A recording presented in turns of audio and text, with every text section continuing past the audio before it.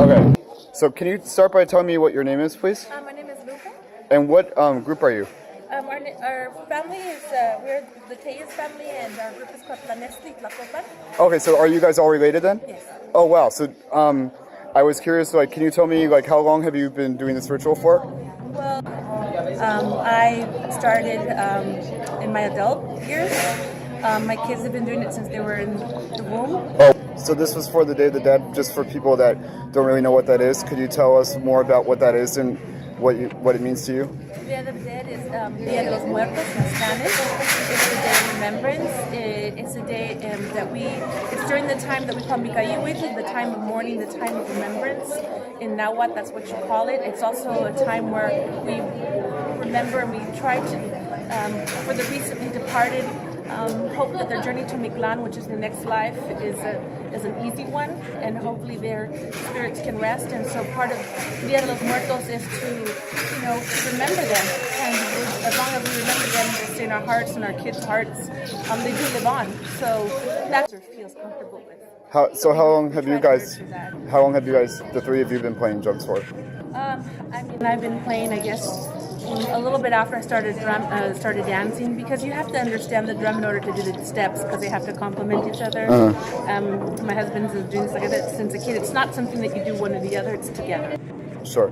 And then one thing I wondered about too was often, like in American movies, they do some scenes sometimes about the Day of the Dead. I know, like, I wasn't sure if you saw the James Bond that just came out, like maybe last year, about Spectre, and they opened up with the opening sequence in Mexico with the Day of the Dead. I was kind of curious, for people that maybe don't know about the celebration, is the celebration really like that in Mexico? Can you tell us a little bit how, like, was that different in the movie than in Mexico or whatnot? Places outside of Mexico City proper, like Xochimilco, they've had this for hundreds of years, a very traditional procession, very different from what you see on TV. Yeah. It's more of a family feel. The whole neighborhood comes out. I mean, the whole streets are filled with cempasúchils, with the marigold flowers that we use for Day of the Dead. It's more authentic. It's something that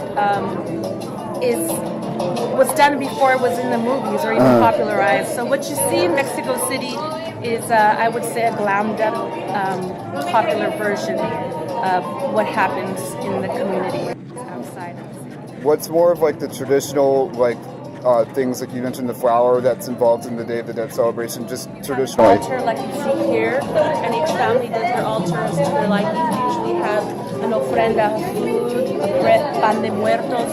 Sometimes you'll have a tequila or a coffee.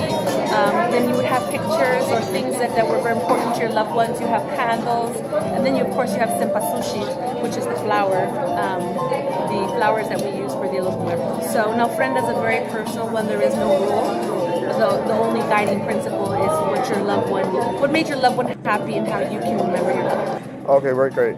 And just one final question. I was wondering about the flower. Can you tell me, is that something specific from Mexico that they can only get there, or is that a common? A lot of places have they're called marigolds in English, so they are popular there. It's called cempasúchil. Cempuela means 100 petals if you look at the flower. Oh, wow. So that's why it's called the cempasúchil, and sushi means flower, so 100 petal flower. And is there, like, a certain color of the flower, or? Well, there's different tones. You will see yellow, you will see orange, but you have those.